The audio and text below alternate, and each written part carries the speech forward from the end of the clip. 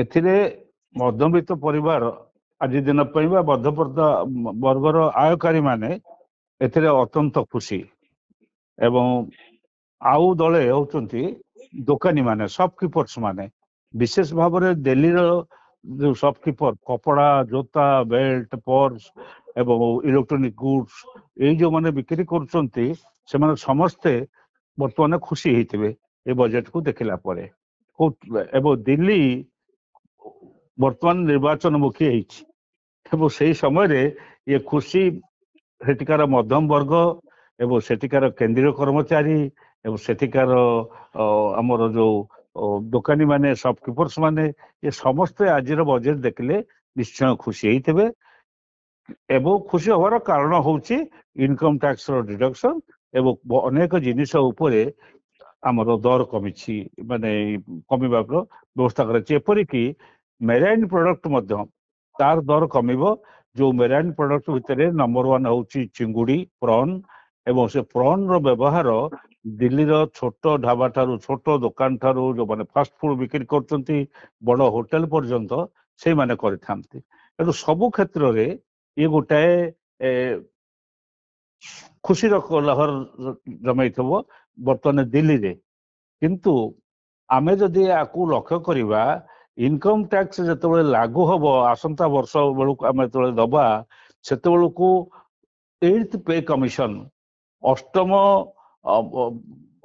ଦରମା ନିର୍ଦ୍ଧାରଣ କମିଟି ତାର ରିପୋର୍ଟ ଦେଇ ସାରିଥିବ। ଯଦି ସେତେବେଳେ ଯିଏ ଆଜି ଦିନରେ 7 ଲକ୍ଷ ଟଙ୍କା ପାଉଛି, ସେ ଯଦି ସେଦିନରେ 13 ଲକ୍ଷ ଟଙ୍କା ପାଉଥାଏ, ସେ ପୁଣି ଇନକମ ଟ୍ୟାକ୍ସ ଦବା ପାଇଁ କି ଆସିଯିବ, ତା ଭିତରକୁ ଆସିଯିବ ଏବଂ ଭଲ ପଇସା ମଧ୍ୟ ସେ ଦବ। ଏଣୁ ସେଇଟାକୁ ଦିଲ୍ଲୀର ଯୋଉମାନେ ଚିନ୍ତାଶୀଳ ଶିକ୍ଷିତ ଟ୍ୟାକ୍ସ ପେୟର ମାନେ ଯଦି ଠିକ ଭାବରେ କଳନା କରୁଥିବେ ତାହେଲେ ଭିନ୍ନ କଥା ହେଇପାରେ। ଅଦରୱାଇଜ ଆଜି ସେମାନେ ସମସ୍ତେ ଖୁସି ଥିବେ। ଏ ସାରା ଭାରତ ବର୍ଷ ପାଇଁ କି ଯାହା ଯାହା ସବୁ ଦିଆଯାଇଛି ତାକୁ ଯଦି ଭଲ ଭାବରେ ଆନାଲିସିସ୍ କରିବା, ଯେ ନିଯୁକ୍ତି କ୍ଷେତ୍ର ପ୍ରଶସ୍ତ ହେଲା ଭଳି କେବଳ ଗୋଟିଏ କ୍ଷେତ୍ର କଣ ତାର ହବ, ରେଜଲ୍ଟ କଣ ମିଳିବ ଜଣା ନାହିଁ, ତାକୁ କରିଛନ୍ତି, ବ୍ୟବସ୍ଥା କରାଯାଇଛି। ତାହା ହଉଛି ଟୁରିଜିମ ସେକ୍ଟର। ତା ଉପରେ ଗୋଟେ ଗୁରୁତ୍ୱ ଦିଆଯାଇଛି ଏବଂ ସେଇ ସେକ୍ଟରଟାକୁ ଯଦି ଅଧିକ ଗୁରୁତ୍ୱ ଦେଇ କାର୍ଯ୍ୟ କରନ୍ତି ତାହେଲେ ଆମେ ଲକ୍ଷ୍ୟ କରିବା ଯେ କେତେ ପରିମାଣରେ ରହିବ।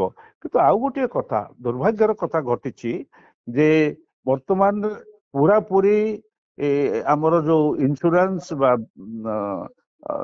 ଲାଇଫ ଇନ୍ସୁରାନ୍ସ ହଉ, କ୍ରପ ଇନ୍ସୁରାନ୍ସ ହଉ, ଯେତେ ଗୁଡିଏ ବୀମା ବ୍ୟବସ୍ଥା ରହିଛି ଦେଶର, ସେଥିରେ 70% ମାନେ 100%, 100% ବିଦେଶୀ ଫଣ୍ଡ ବା ବିଦେଶୀ ମାନେ ତାକୁ ଇନଭେଷ୍ଟ କରିବେ ଏବଂ ତାକୁ ନେଇଯିବେ, ହାତକୁ ନେବେ। ଏ ବ୍ୟବସ୍ଥା ଆଜି ଦିନରେ ବଜେଟ ସୂଚନା ଦେଲା, ଯୋଉଟା କି ଆମ ରାଜ୍ୟ ପାଇଁ, ଆମ ଦେଶ ପାଇଁ ଆଗାମୀ ଦିନରେ କ୍ଷତି ପହଞ୍ଚେଇବ। ଏମଏସଏମଇ ଉପରେ ଯାହା ରହିଛି, କନସେସନ ଯାହା ରହିଛି, ନ୍ୟାଚୁରାଲି ଯୋଉ ଯୋଉ ଜିନିଷ ଗୁଡିକ ସେ କଲେ, କନସେସନ ଦେଲେ, ସେଥିରେ ଏମଏସଏମଇ ବହୁ ପରିମାଣରେ ସେଥିରେ ପାଇବ, ରିହାତି ପାଇବ ଏବଂ ଏମଏସଏମଇ ଗୁଡିକ ନିଶ୍ଚିତ ଭାବରେ ଅଧିକ ସକ୍ରିୟ ହୋଇ ଉଠିବ ଭାରତ ବର୍ଷରେ। ଏହା ଏକ ଶୁଭଙ୍କର କଥା। କାରଣ ଯୋଉ ହାତ ତିଆରି କପଡା, ଲୁଗା ଯୋଉ ତିଆରି ହବ, ସୂତା, ଯୋଉ ତୁଳାରୁ ଯୋଉ କପଡା ତିଆରି ହବ, ସୂତା ସୂତାରୁ, ସେଥିରେ ନିଶ୍ଚିତ ଭାବରେ ଅଧିକାଂଶ ଏମଏସଏମଇ ମାନେ ସେଥିରେ ସମ୍ପୃକ୍ତ ରହିବେ। ଏଇ ଯୋଉ ଲେଦର ଜିନିଷ ଏମଏସଏମଇ ମାନେ, ଇଲେକ୍ଟ୍ରୋନିକ୍ସ ଜିନିଷ ଏମଏସଏମଇ ମାନେ, ଏବଂ ମେଡିକାଲର ଅନେକ ଜିନିଷ ଯୋଉଗୁଡାକ ମେଡିକାଲ ବ୍ୟବହାର ହଉଥିବା ଜିନିଷ, ସେଗୁଡିକ ସବୁ ଏମଏସଏମଇ ମାନେ କରୁଛନ୍ତି। ଏମାନେ ମଧ୍ୟ ଉପକୃତ ହେବେ, ଏ ବିଷୟରେ କିଛି କହିବାର ନାହିଁ। ଯୋଉ ବର୍ତ୍ତମାନ ସବୁଠାରୁ ଅଧିକ ନିବେଶ ହେଇଯିବ ଆମର ଯୋଉ ବୀମା ସେକ୍ଟରରେ। ବୀମା ସେକ୍ଟରରେ ନିବେଶକାରୀ ମାନେ ବର୍ତ୍ତମାନ ପ୍ରବଳ ଖର୍ଚ୍ଚ କରିବେ ଏବଂ ସମସ୍ତେ ବର୍ତ୍ତମାନ ବୀମାମୁଖୀ ହେବେ। ଭାରତ ବର୍ଷ ସବୁ ବ୍ୟବସ୍ଥା ବୀମାମୁଖୀ ହବ। ଯେତେବେଳେ ପୃଥିବୀରେ କୋଉଠି ଗୋଟେ ହେଲା, ଦୁର୍ଭାଗ୍ୟ ଘଟିଲା ବା ଅର୍ଥନୈତିକ ପତନ ଘଟିଲା, ତାର ପ୍ରଭାବ ଭାରତ ବର୍ଷରେ ସାଙ୍ଗେ ସାଙ୍ଗେ ପଡିବ। ଏ ବିଷୟରେ ଚିନ୍ତା କରିବା ଉଚିତ ଆଗରୁ।